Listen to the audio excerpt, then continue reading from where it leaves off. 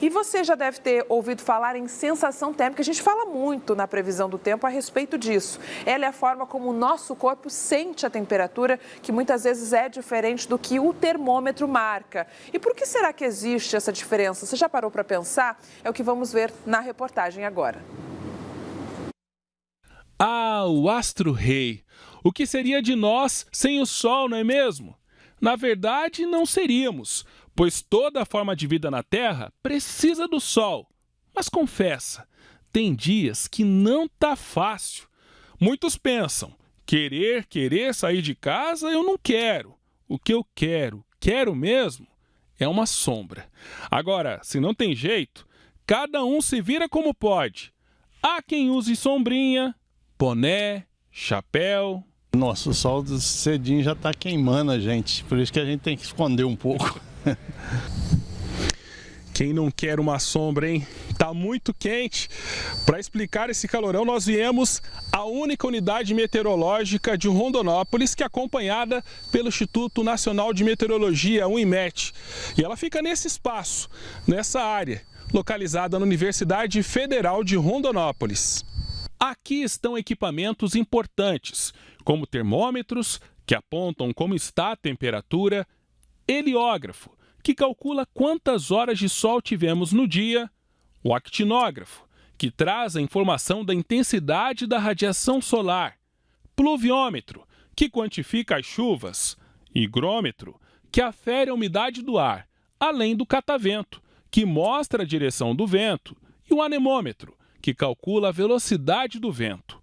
Uma curiosidade: estações meteorológicas como essa precisam estar em locais gramados, planos, longe de árvores, prédios e outros obstáculos que possam interferir nas medições. Aqui em Rondonópolis é a única oficial, né? Nós temos aqui em Rondonópolis 3 postos pluviométricos que medem somente a chuva, que são mantidos por outro órgão governamental, que é a Agência Nacional de Águas. Está aberto, não precisa fazer cadastro, nada, só acessar o site e acessar a cidade e os dados. Pode gerar gráficos, tabelas, pessoas que precisam, por exemplo, para...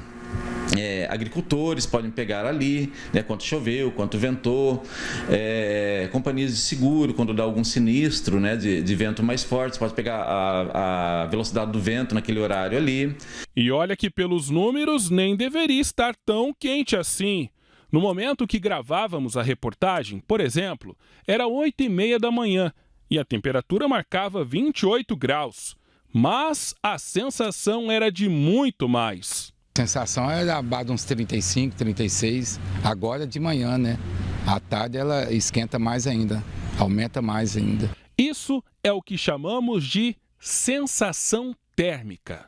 É a temperatura que o nosso corpo percebe, que nem sempre é a temperatura real. Pode ser tanto para o frio quanto para o calor. O órgão do nosso corpo que sente a temperatura é a pele. A temperatura do ar está muito quente, o nosso corpo aquece. O corpo, como uma medida de proteção, ele vai transpirar, é o suor.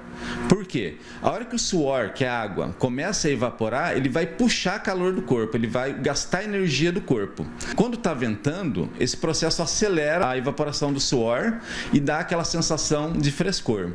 Quando o tempo ele está muito abafado, tem muita umidade no ar, o que acontece? O suor ele não vai evaporar. Daí aquela água que o corpo transpirou, tentando diminuir a temperatura, ela vai servir como uma espécie de um isolante e o corpo vai sentir mais calor ainda. Uma solução para sentir menos calor está no aumento de áreas verdes. Em locais arborizados, a temperatura pode ficar de 5 a 10 graus a menos. Muito importante a manutenção das áreas verdes, né? Sejam praças, né? No caso bosque que nós temos aqui em Rondonópolis, vegetação assim, árvores plantadas nas calçadas, em canteiros centrais, existência de grama, tudo isso, né? Acaba formando o que nós chamamos de ilhas de frescor, que são pequenas áreas, né? Dentro de uma região maior, onde a temperatura tende a ser um pouco mais baixa.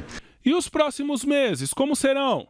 Segundo o doutor em climatologia, as temperaturas devem subir. Consequentemente, a sensação também. A tendência é que, né, nos próximos meses, né, maio, junho, julho, a temperatura deu uma amenizada. Porém, tem, né, uma notícia não muito boa, é que está se formando o El Niño. Daí, quando o El Niño se forma, pode ocorrer aqui, né, na nossa região aqui do Centro-Oeste, né, Rondonópolis, um calor muito grande, como nós vimos em 2023, né, aquelas bolhas de calor que se formavam, né, tempo muito seco.